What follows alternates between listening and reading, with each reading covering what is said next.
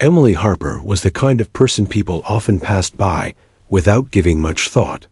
In her small Midwestern town, she blended into the background as easily as the brick storefronts and faded billboards along Main Street. She worked the morning shifts at Millie's Diner, where she poured coffee with a polite smile and remembered the orders of regulars without needing to write them down. To most of the locals, she was simply a quiet, hard-working woman who kept her head down and rarely shared much about her personal life. What the town didn't know, what nobody knew, was that Emily carried a history far richer, far more dangerous than anyone could imagine. Her home was a modest, weathered two-bedroom cottage on the edge of town, surrounded by pine trees that whispered in the wind. To visitors, it looked cozy, but ordinary flower pots by the porch, books stacked by the window. Inside, however, lay subtle hints of a life no one asked about.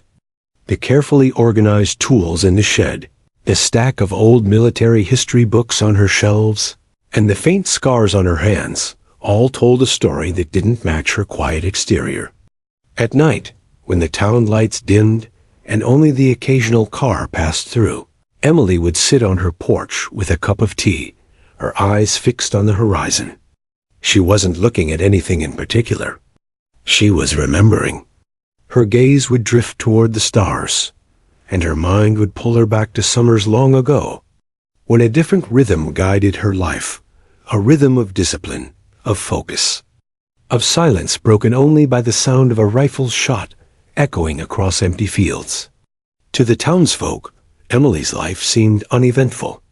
She woke early, worked hard, and kept to herself.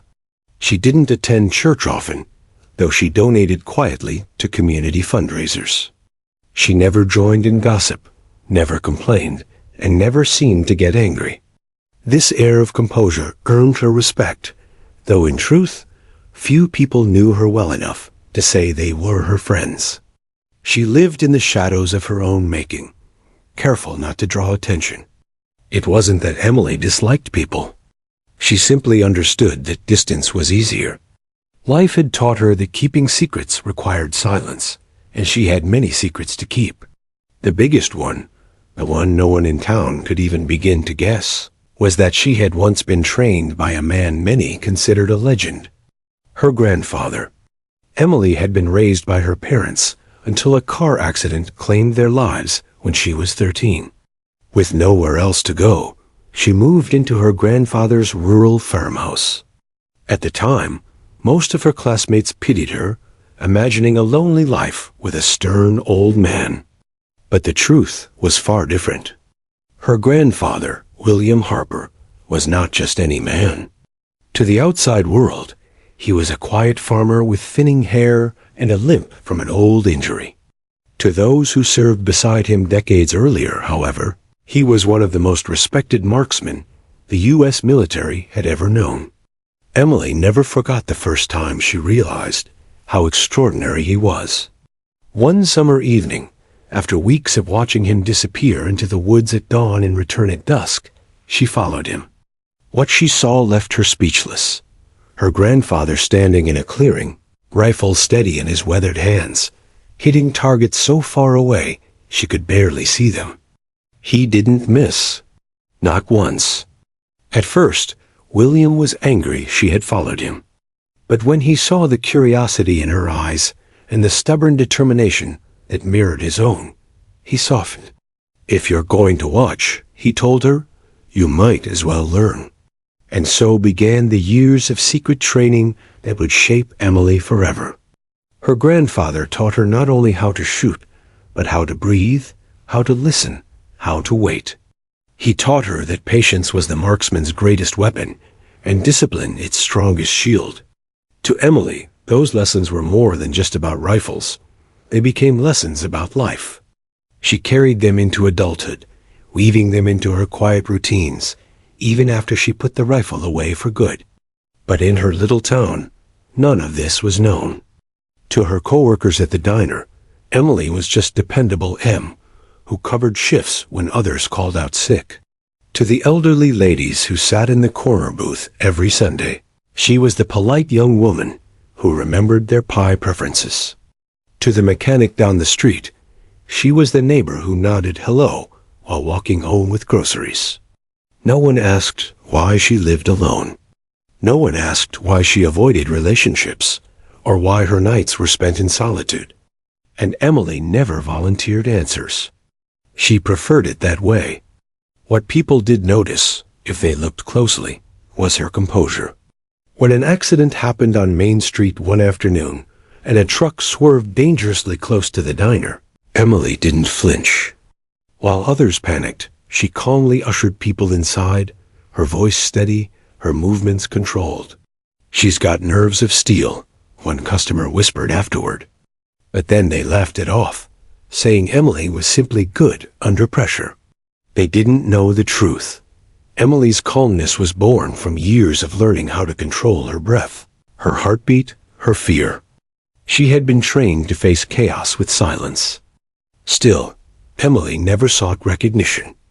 Her life of shadows wasn't a punishment, it was a choice. She believed her grandfather's skills belonged to a time long past, a time she hoped would never return. She kept the rifle he gave her, locked in a wooden chest in the attic, wrapped in cloth, untouched for years. Sometimes she would open the chest, just to feel the weight of it, the memories rushing back. Then she would close it again, whispering softly, "Not for me. Not anymore." The town might never have discovered Emily's hidden legacy if not for what was to come. Trouble was brewing in ways none of them could foresee, and Emily's quiet existence was about to be shattered. But for now, on those peaceful nights when the stars were bright, Emily still sat on her porch, a shadow among shadows. The world thought her ordinary, but in her silence lived a story of discipline, sacrifice, and skill so rare it could change everything. She carried it like a ghost inside her, a truth waiting for the day when fate would finally demand it be revealed. When Emily was 13, she moved into her grandfather's farmhouse after tragedy tore her world apart. The accident that claimed her parents left her feeling hollow, drifting between grief and anger.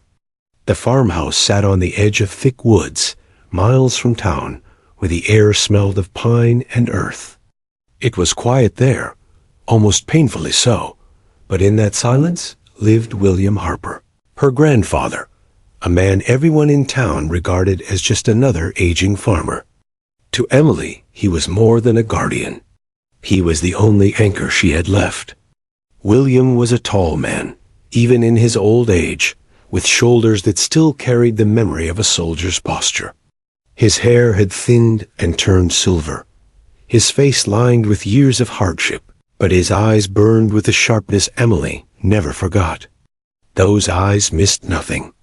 He moved slowly, favoring the limp, but when he spoke, his words carried weight, simple, deliberate, never wasted. The town thought of him as reclusive, a man who kept to his land and spoke little. Few knew that, decades earlier, William had been a decorated marksman in the U.S. Army. In Korea, and later in training programs stateside, his name had carried quiet respect. He was the kind of man others followed into chaos because they trusted his steadiness. But he never bragged, never told war stories at bars, never hung medals on the wall. He simply returned home and chose silence. Emily discovered his secret by accident. One early morning, unable to sleep, she noticed her grandfather leaving the house with a worn leather bag slung over his shoulder. Curiosity pulled her along. She followed him through the woods, careful to step where he stepped so as not to snap branches. After nearly an hour, they reached a clearing. There, William unpacked a rifle, long, sleek, and well kept despite its age. Emily hid behind a tree, watching as he set up metal cans and distant wooden planks. He stood still for a long time, adjusting his stance, breathing slowly. When the first shot rang out, it cracked through the forest like thunder. Emily jumped, but her grandfather didn't flinch. He moved with precision, firing again and again, hitting targets so far away she struggled to see them. Every bullet struck its mark. Not one missed. Her mouth hung open in awe. She had never seen such control. He wasn't just good. He was perfect. When William finally turned and caught her peeking, his face hardened. "You shouldn't be here," he said gruffly, his voice more tired than angry. Emily expected him to scold her, maybe even send her home. But as he looked at her, really looked at her, something in his expression softened. He saw the grief in her eyes, the restless energy of a girl who had lost too much too soon. "If you're going to watch," he sighed, "you might as well learn." That was the beginning. From then on, William became more than her guardian. He became her teacher. Their lessons were never announced, never spoken of outside the clearing. Emily knew instinctively that this was a secret, something the world wasn't meant to see. He started small. "The first lesson isn't about shooting," he told her one afternoon. "It's about stillness." He taught her how to control her breath, how to steady her heartbeat, how to silence the restless chatter of her mind. They sat together in silence for hours, watching the forest, learning patience. Next came observation. William would point to the horizon and ask, "What do you see?" At first, Emily would shrug, unsure. But with time, her eyes sharpened. She noticed the twitch of a squirrel's tail, the distant bend of a branch, the way wind carried through leaves. "A marksman doesn't just see," William said. "He notices. He reads the world." Only then did he place the rifle in her hands. It felt heavy, colder than she expected. Her small arms trembled at first, but her grandfather guided her stance, correcting her grip with gentle but firm adjustments. "Don't fight it," he murmured. "Respect it." The first shot she fired jolted her shoulder painfully, and the bullet missed its target by a wide margin. Emily frowned, embarrassed, but William only chuckled. "No one's born a sharpshooter. The rifle doesn't make you accurate. You make the rifle accurate." So she tried again, and again, and again. Summer after summer, Emily trained in secret. She learned to align sights with breath, to squeeze the trigger instead of pulling it, to remain calm even when her pulse raced. Her grandfather never pushed her beyond what she was ready for, but he demanded discipline. "Sloppiness costs lives," he said once, his voice quiet but sharp. Emily understood. His lessons weren't just about hitting a can in the woods. They were about control, responsibility, and respect. Over time, her aim improved. What once seemed impossible, striking a target half a field away, became routine. William never showered her with praise, but she saw pride flicker in his eyes when her bullets landed true. He reminded her constantly, "A marksman isn't someone who shoots well. A marksman is someone who knows when not to shoot." That lesson etched itself deeply into her. By the time Emily was 17, she could rival her grandfather's precision. He gave her a gift then, a rifle of her own, custom-modified, its stock polished smooth from years of care.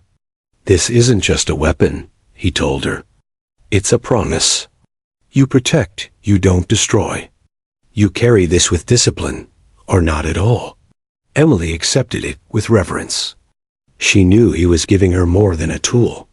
He was giving her his legacy.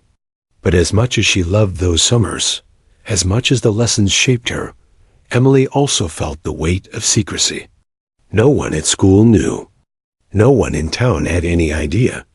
When classmates talked about sports or parties, she kept silent, knowing she spent her weekends lying prone in the grass, perfecting her aim.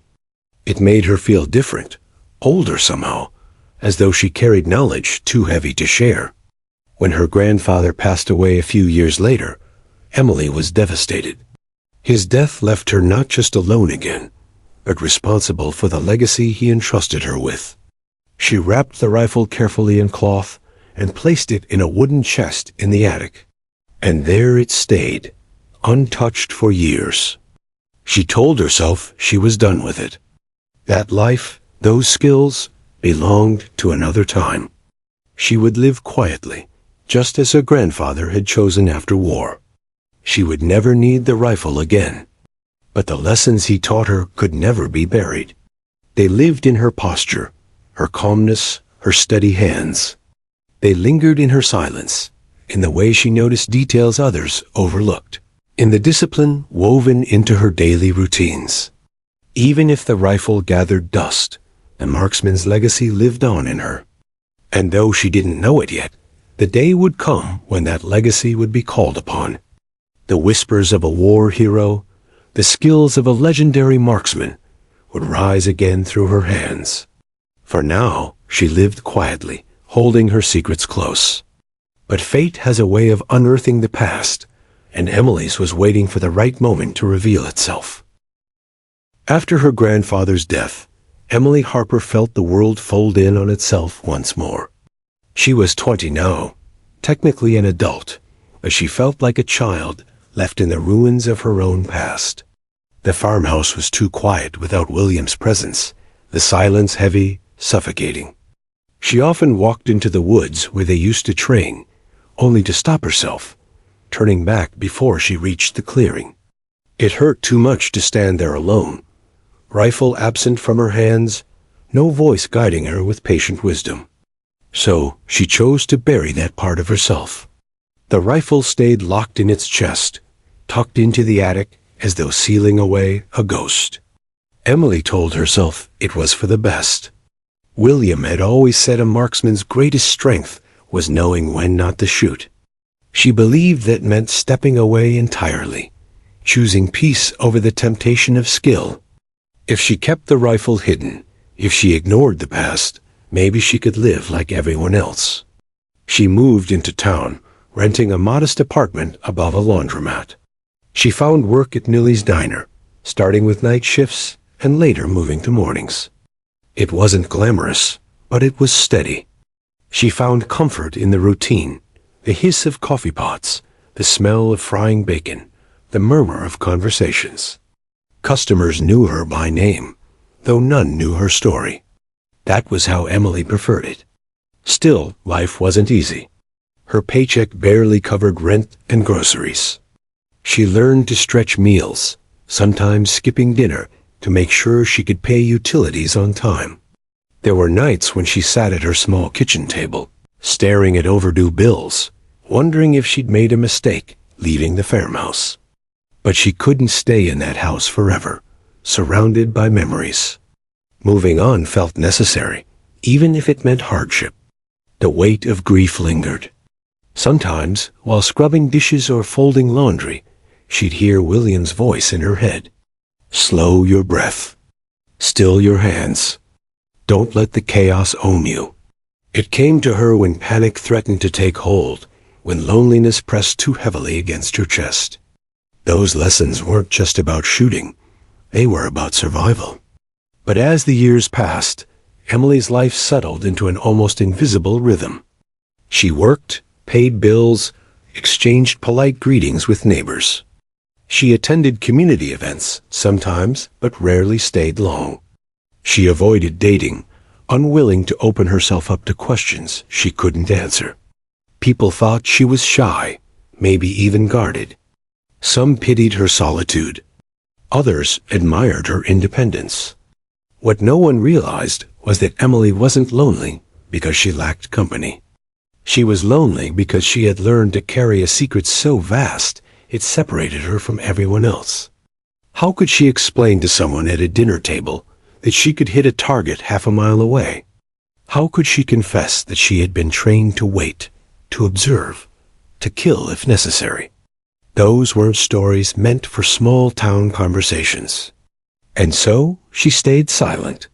But silence didn't mean weakness. Emily's composure became something people noticed, even if they didn't understand it. When an electrical fire broke out in the laundromat below her apartment, neighbors panicked, shouting and stumbling into the street. Emily, however, remained calm. She guided people out of the building, checked on an elderly tenant, and called the fire department with precise details. Later, the fire chief praised her for her quick thinking. Emily only shrugged. "I just did what anyone would do," she said. But inside, she knew the truth her grandfather's lessons had carried her through. Despite her calmness, life tested her constantly. She lost jobs when the diner closed temporarily, forcing her to take shifts at the grocery store. Her car broke down more than once, leaving her stranded. She endured whispered gossip from coworkers, who wondered why she never seemed to date or talk about her past. Emily took it all in stride, never lashing out, never revealing more than she had to. She lived by her grandfather's creed: observe, endure, remain steady. Yet there were nights when the facade cracked. Alone in her apartment, she sometimes opened the attic chest where her grandfather's rifle lay. She would run her fingers along the polished wood, feeling its weight like an old friend. Her heart ached with the memory of William's steady voice, the smell of pine, the sound of shots echoing across the fields. She would whisper to herself, "Not for me. Not anymore." Then she would close the chest, locking it away again. Still, she couldn't lock away the discipline. It showed in how she carried herself, her shoulders straight even when exhausted. It showed in her ability to keep a level head when tempers flared around her. It showed in the details she noticed that others missed: the nervous glance of a stranger in the diner, the suspicious car parked too long outside. Emily read the world the way her grandfather taught her, even if she pretended not to. There were moments when she wondered what her life might have been if things had been different. If her parents had lived. If her grandfather had never trained her. Would she be happier? Would she be free of this invisible burden? She didn't know. All she knew was that she carried a part of him with her, whether she wanted to or not. Over the years, Emily grew into a woman the town admired from afar, but never truly knew. To most, she was a symbol of quiet resilience, the woman who worked hard, never complained, and seemed unshaken by life's storms. But beneath that surface, she was a vessel of skills and discipline, forged in a world of shadows. And though Emily did everything in her power to live peacefully, to bury her past beneath the hum of coffee pots and small-town chatter, fate was not finished with her. Life, unforgiving as it always had been, was preparing to test her once more. Somewhere in the distance, trouble stirred. And when it reached her quiet town, Emily would discover that no matter how much she tried to live as someone ordinary, the marksman's legacy within her would not remain buried forever. For years, Emily Harper's life remained steady, even predictable. She worked her shifts at the diner, paid her bills, and blended into the gentle rhythm of small-town life. It was not glamorous, nor was it exciting, but it was safe. After a childhood torn apart by tragedy, and a youth spent training in shadows, Emily had convinced herself that safety was enough. But safety has a fragile shell, and hers was about to crack. It began quietly, as trouble often does. A few out-of-town trucks appeared more frequently on Main Street. Men with unfamiliar faces loitered outside the gas station or parked near the grocery store, their presence unsettling. At first, no one said much. Visitors came and went, after all. But soon their presence became harder to ignore. They didn't behave like travelers passing through. They lingered, watching, always watching. Then came the incidents. The hardware store owner, Mr. Langley, complained that men in leather jackets had threatened him after he refused to sell equipment on credit. The local bar saw fights break out almost nightly, the kind that ended with broken chairs and frightened patrons slipping out early. Whispers spread about a gang setting up in the area, using the town as their staging ground. People began locking their doors earlier, looking twice at strangers on the street. Emily noticed everything. From her vantage point behind the counter at the diner, she saw the way the newcomers carried themselves, too confident, too predatory. She noticed the bulges beneath their jackets, the tattoos half hidden on their necks, the way they scanned the room instead of settling in. While others tried to dismiss their unease, Emily's instincts sharpened. Her grandfather had taught her long ago, a threat is visible long before it strikes, if you know how to look. One night, as she closed up the diner, she walked past two of the men arguing near the parking lot. Their voices were low but harsh, filled with the kind of sharpness that came from anger held barely in check. One of them noticed her and smirked. "Evenin', sweetheart," he said, his tone mocking. Emily ignored him, keeping her pace steady, her shoulders relaxed. She knew better than to show fear. Still, her heart raced when she reached her apartment and locked the door. The sheriff, an older man named Tom Ridley, did what he could, but the town knew he was outmatched. His deputies were young and inexperienced, more accustomed to traffic stops than organized crime. "We'll handle it," he told worried shop owners, but his tired eyes betrayed his uncertainty. Emily respected Tom. He was honest and hardworking. But she also knew he was in over his head. The tension escalated when the newcomers began targeting businesses. Protection rackets, thinly veiled threats, vandalism in the dead of night. A brick through the bakery window. Spray paint scrawled across the school's gym doors. The message was clear. They were in control now. The townsfolk grew restless. In church basements and grocery aisles, they whispered about leaving, about selling their shops before things got worse. Fear settled over the town like a heavy fog. Emily tried to keep her distance. She reminded herself that it wasn't her fight. She had left that world behind, left the rifle locked in the attic where it belonged. She poured coffee, smiled politely, and told herself the sheriff would find a way. But deep down, her instincts screamed. This wasn't a storm that would pass. This was a fire that would spread until someone stopped it. The breaking point came one late evening when she walked home after her shift. As she passed the darkened grocery store, she heard shouting. At first, she thought it was another drunken argument, but then came the sound of breaking glass. Curiosity warred with caution, but Emily couldn't ignore it. She edged closer, staying in the shadows. Through the dim light, she saw three of the gang members forcing their way inside.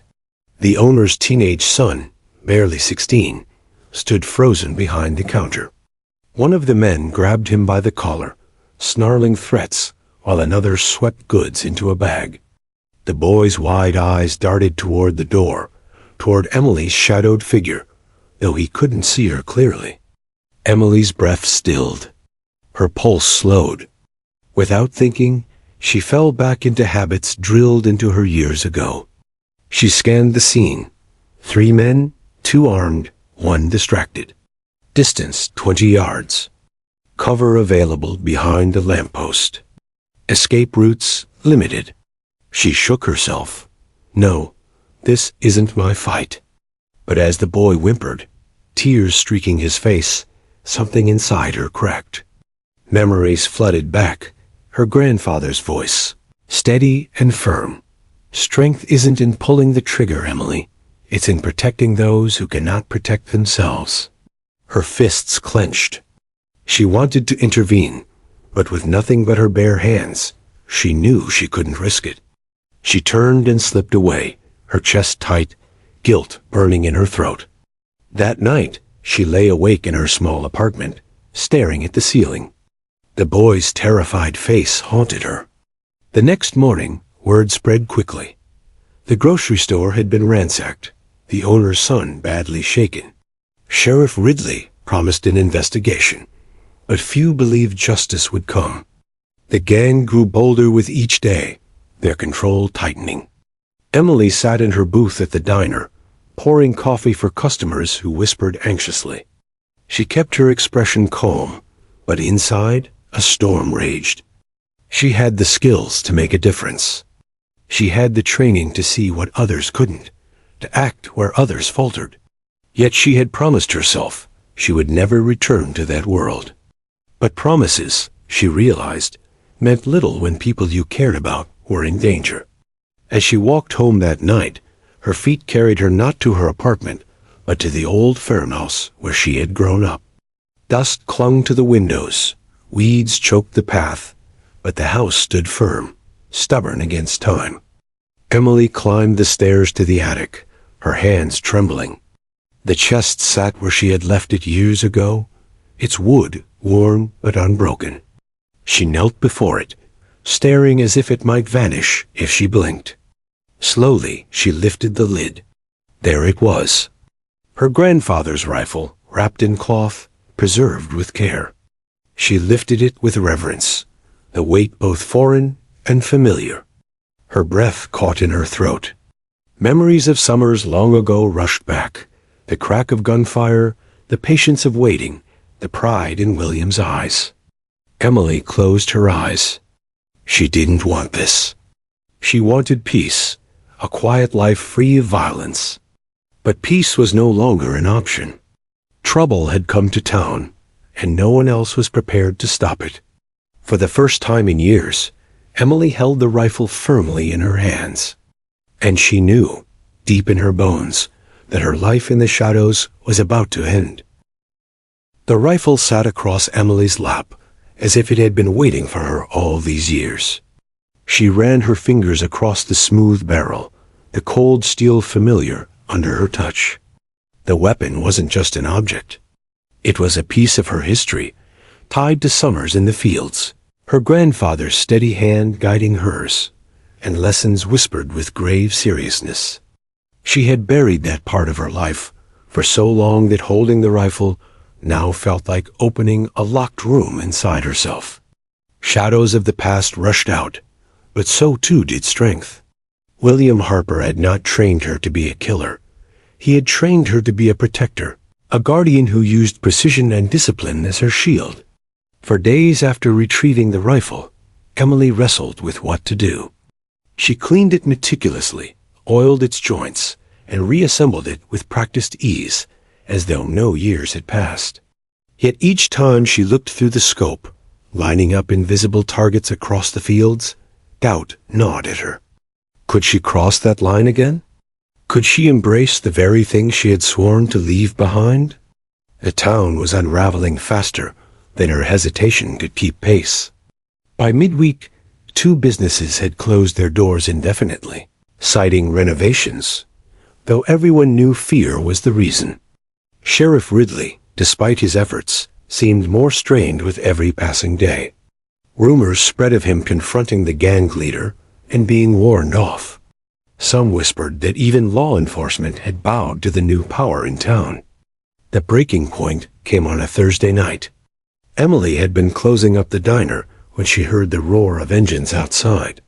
A group of the gang members had stormed onto Main Street, their motorcycles rattling windows as they circled. They stopped in front of the bar, shouting, laughing, their voices carrying into the night like a challenge. Then, without hesitation, one of them fired a gun into the air. The sound cracked across the town, sharp and violent. Windows lit up. People peeked out from curtains, but no one stepped forward. The message was clear. The gang owned the streets now. Emily stood frozen at the diner's door, her hands clenched at her sides. She felt the same helplessness that had haunted her when she'd watched the grocery store boy held at gunpoint. The same rage, the same sickening weight of silence. That night, she didn't go home. Instead, she carried the rifle out to the field behind her grandfather's farmhouse. A moon cast a pale glow over the grass, and the world was quiet except for the hum of crickets. Emily set up makeshift targets, glass bottles, rusted cans, scraps of wood, and took her stance. Her body remembered what her mind doubted. Her breathing slowed, her heartbeat steadied, her focus narrowed until the rest of the world blurred away. One shot cracked the night, and the bottle exploded into shards.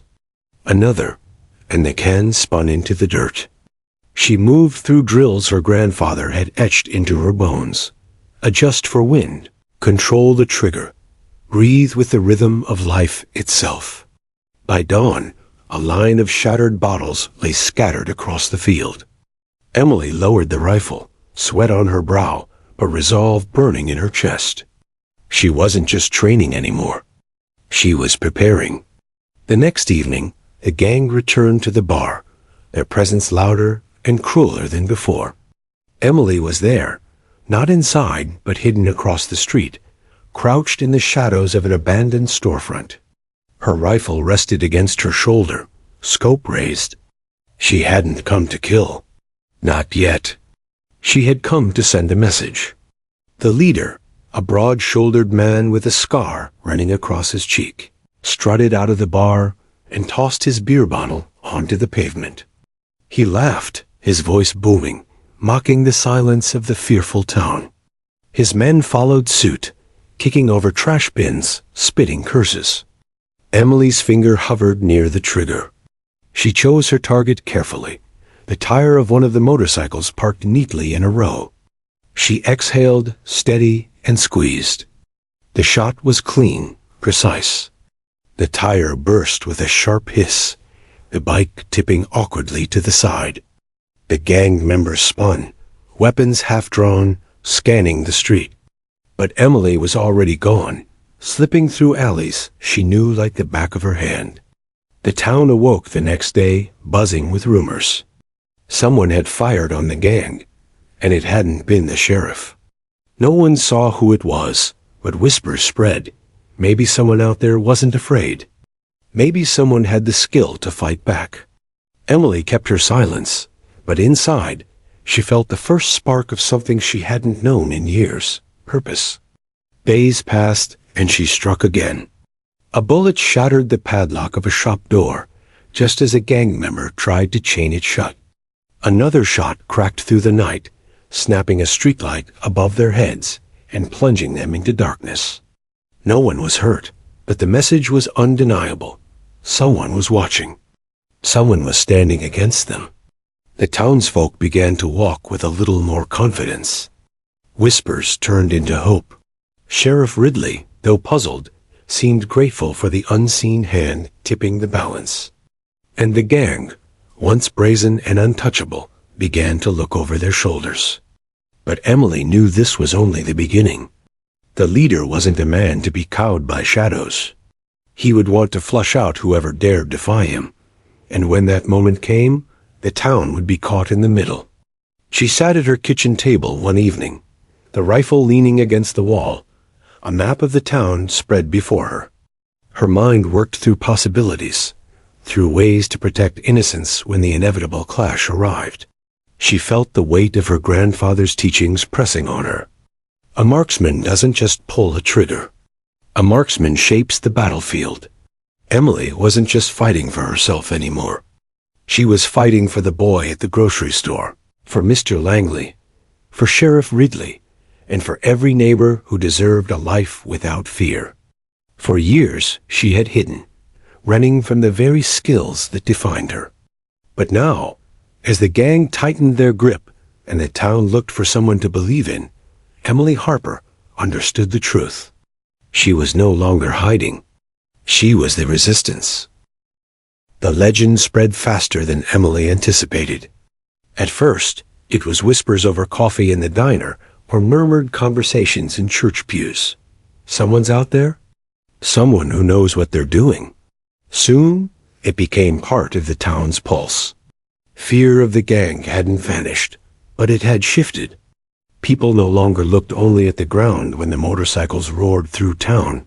They looked to the rooftops, the shadows, the distant fields, hoping the unseen marksman was watching. But hope has a cost. The gang leader, Wade Cutter, a name Emily overheard, whispered in dread, was not a man accustomed to being challenged. He had carved his reputation from brutality, rising through ranks by crushing anyone who dared defy him. For Cutter, defiance was more than an insult. It was a threat to his authority. And threats were things he eliminated without hesitation. The tire Emily had shot The padlock she shattered, the streetlight she took out, these weren't just inconveniences. They were challenges, deliberate and mocking. Cutter's pride could not tolerate it. One night, Cutter gathered his men at the bar they had claimed as their headquarters. The windows glowed with cigarette smoke and harsh laughter, but beneath it all was a simmering anger. Cutter slammed his fist on the table, silencing the room. "Someone thinks they're clever," he growled. His scarred cheek twisted as he sneered. "Someone out there thinks they can play sniper with me. In my town." The men shifted uncomfortably. A few muttered, but Cutter's glare silenced them. "This ain't just some punk kid with a rifle. Whoever it is knows what they're doing. I've seen the shots. Precise, controlled. That's training." He leaned forward, his eyes cold. "That means we don't wait for another hit. We smoke them out. We drag 'em into the open. And when we find 'em, we make an example." The gang roared their agreement. Plans were set in motion. Emily felt the shift almost immediately. Where before the gang swaggered through town unchecked, now they moved differently. Tighter, more watchful. They traveled in pairs, scanning rooftops and alleyways. They set up lookouts on corners, parked their trucks at choke points. Cutter had turned the town into his own hunting ground, baiting traps for the ghost who haunted them. For Emily, it was both a challenge and a warning. She remained in the shadows, careful with each move. She no longer took easy shots at targets of opportunity. Instead, she studied, observed, measured the new patterns Cutter's men followed. Her grandfather had always said, "The battlefield isn't where you shoot, it's where you learn." But even with her caution, she couldn't stop what was coming. It happened on a humid Friday night. Sheriff Ridley had gone to break up yet another disturbance outside the bar when Cutter's men cornered him. The sheriff drew his revolver, but the gang outnumbered him 10-1.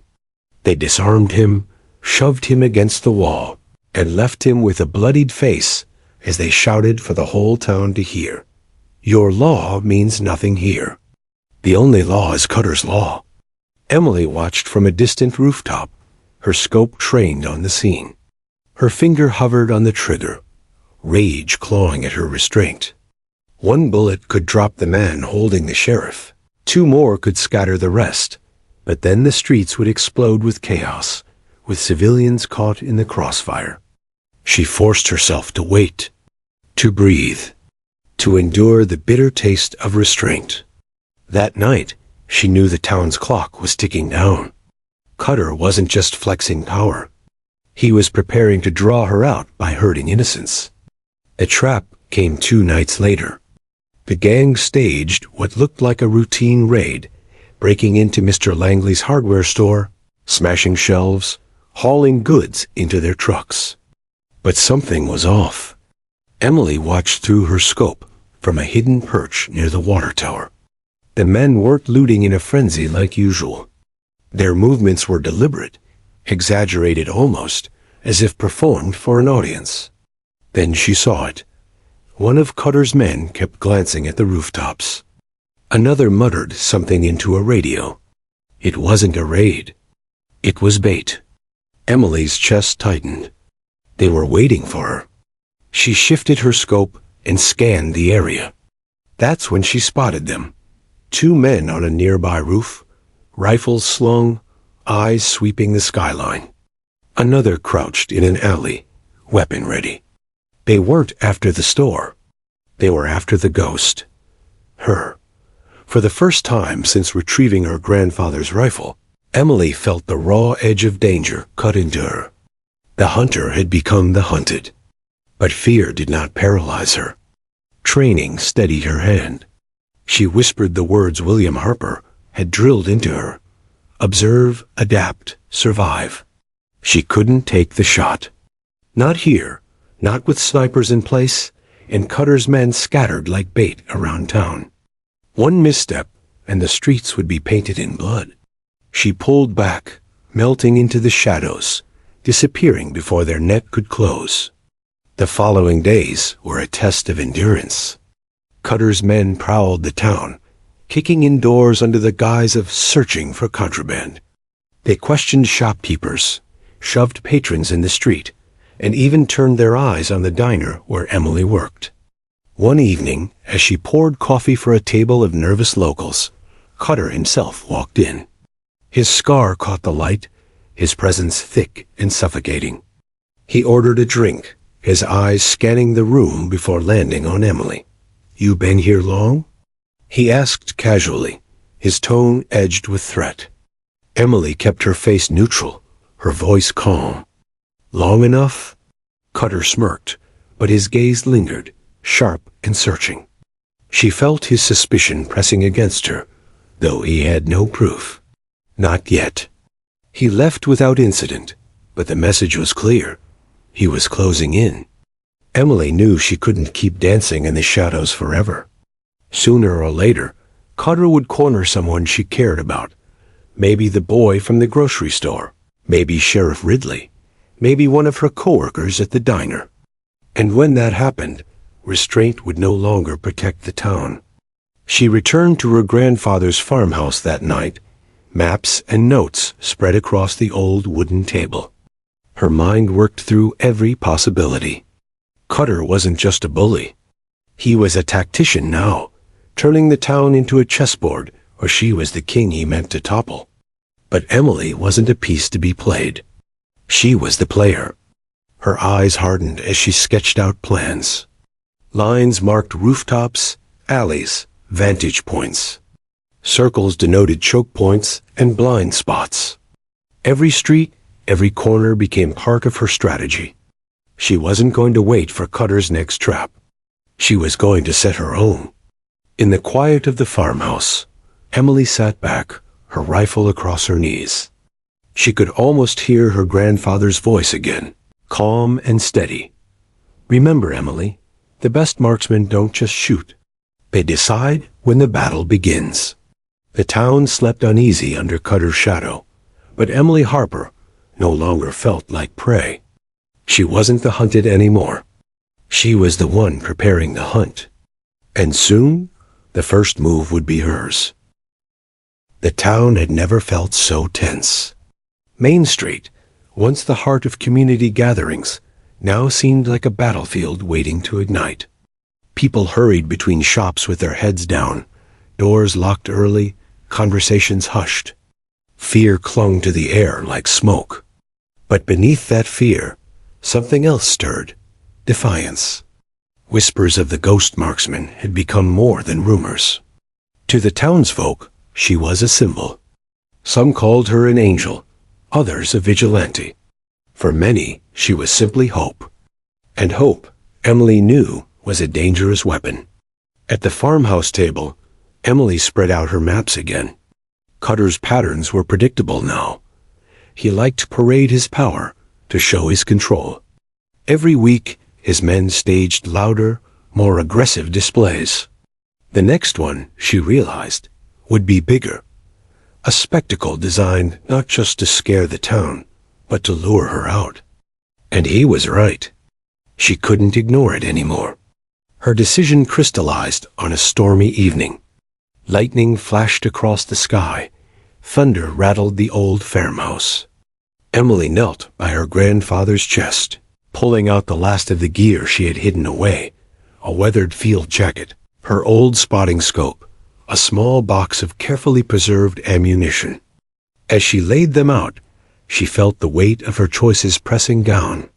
This wasn't about hiding in the shadows anymore. This was about standing in the open, protecting the town not with whispers and rumors, but with action. The showdown was inevitable, and she was ready. It came on a Saturday night. Engines roared as Cutter and his men descended on Main Street. This time, it wasn't just a raid. Trucks lined the block, headlights flooding the storefronts.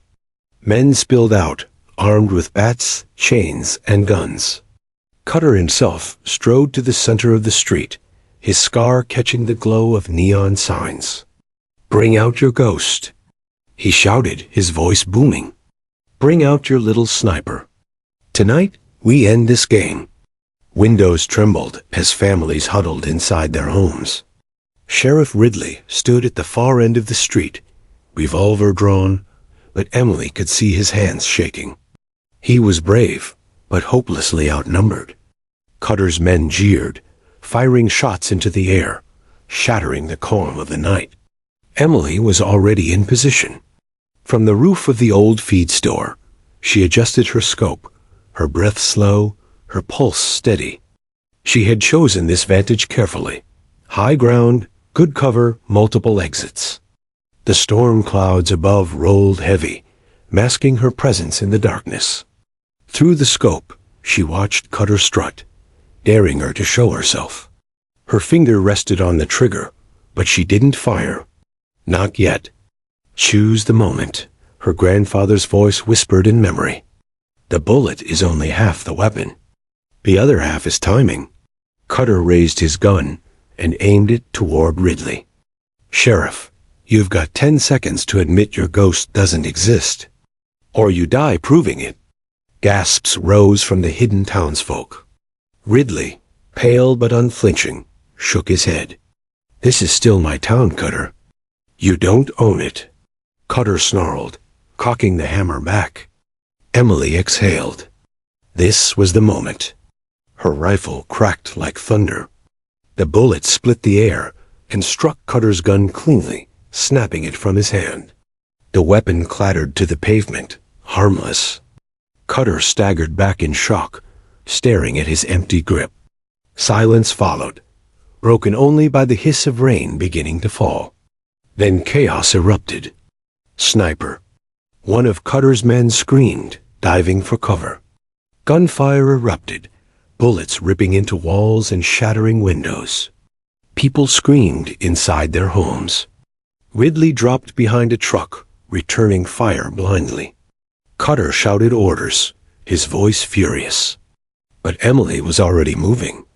She shifted her aim, targeting not men but weapons. One shot blasted a rifle from a thug's hands.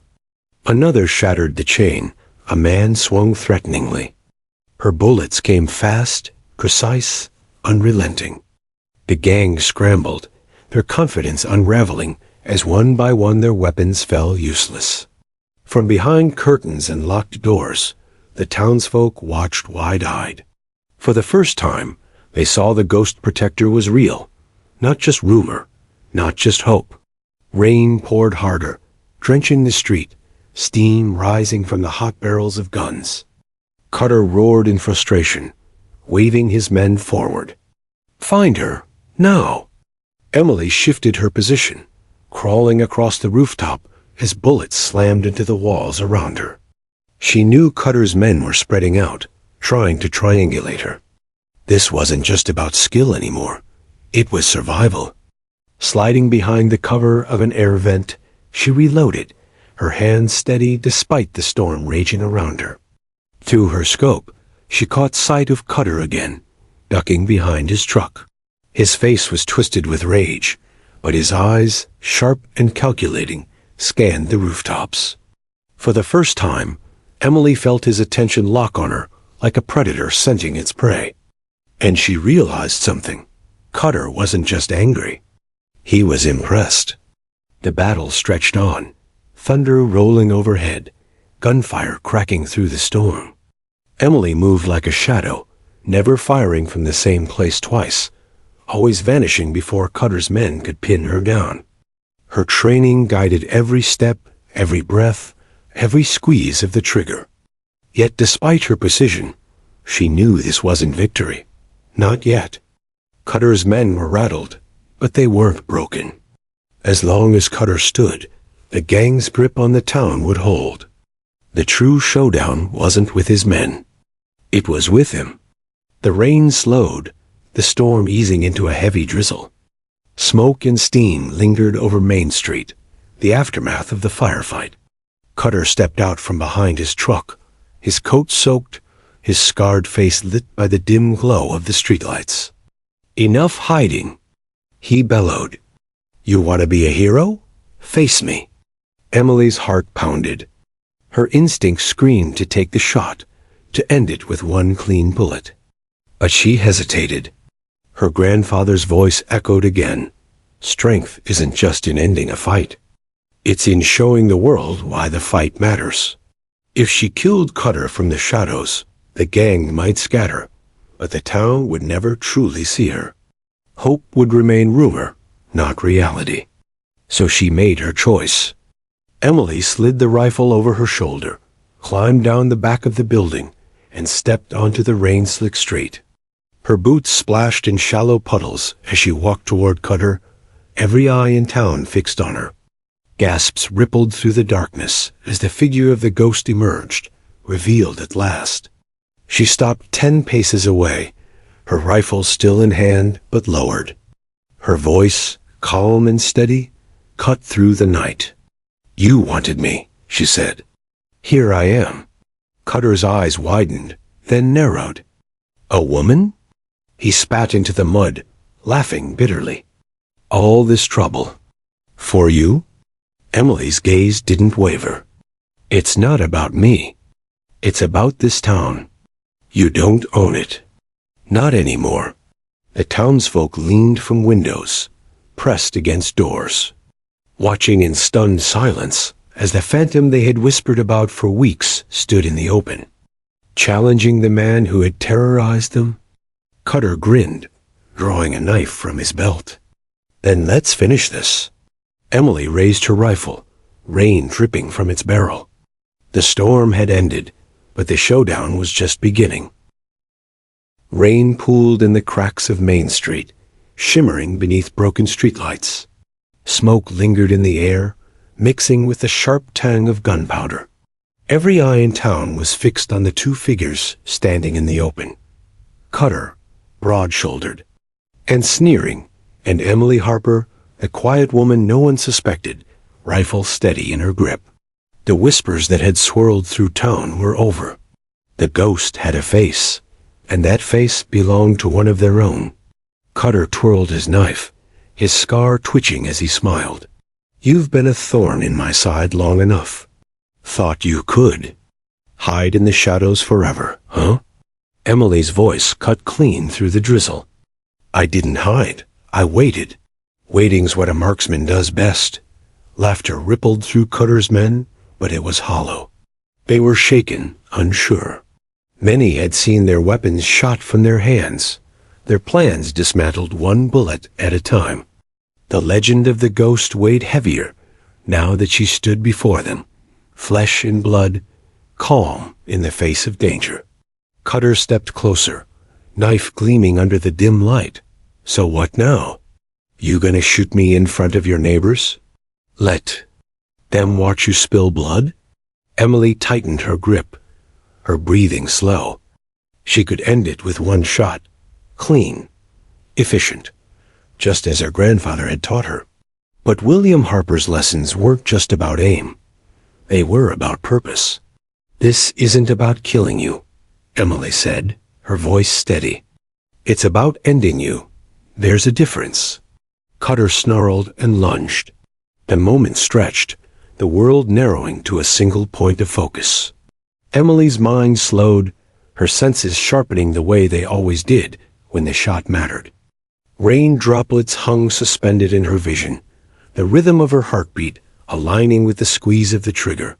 The rifle cracked. Cutter's knife flew from his hand, the bullet striking with perfect precision.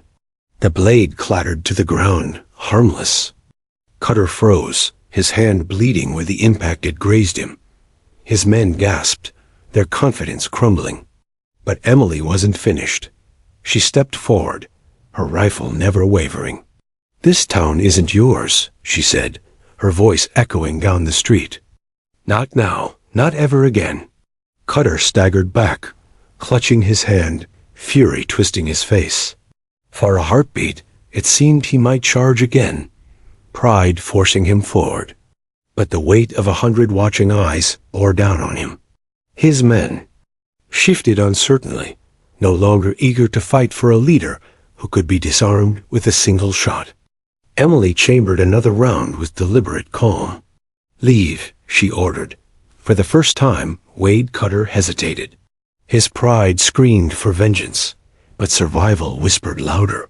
With a growl, he spat on the ground and backed toward his truck. "This ain't over," he barked. "You hear me? This ain't over." But even as he shouted, his men were already retreating, climbing into their vehicles, their bravado stripped away. Engines roared to life, tires screeched, and one by one, the gang disappeared into the night, leaving only silence and the smell of burnt rubber behind. Emily lowered her rifle, her shoulders heavy with exhaustion.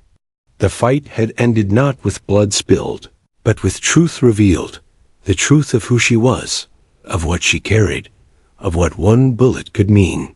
For a long moment the townsfolk stayed hidden, hardly daring to breathe. Then doors creaked open, curtains shifted. One by one, people stepped into the street.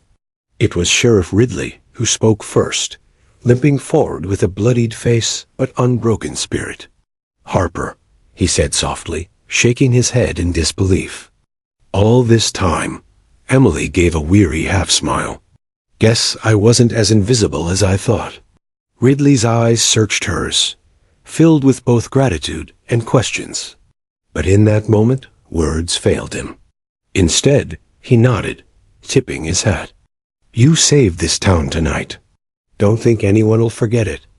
Children peeked from behind their parents, eyes wide with awe. Shopkeepers and workers, who had cowered for weeks, now looked at Emily not as a quiet waitress or a shadowy rumor, but as the protector who had stood between them and chaos. The legend had a name, and it was Emily Harper. In the days that followed, the town began to heal. Businesses reopened. Windows were repaired. The weight of fear lifted, replaced by something fragile, but growing pride. Cutter's gang didn't return. Word spread that they'd been humiliated, their leader disarmed by a single bullet in front of an entire town. Outlaws survived on reputation, and Cutter's had been shattered. Without fear to fuel them, his men scattered like leaves in the wind. For Emily, life could never return to the way it had been. The diner still welcomed her, but the quiet anonymity she had once clung to was gone. Strangers nodded with respect. Parents whispered her name to reassure their children. She had become more than a waitress, more than a rumor. She had become a symbol.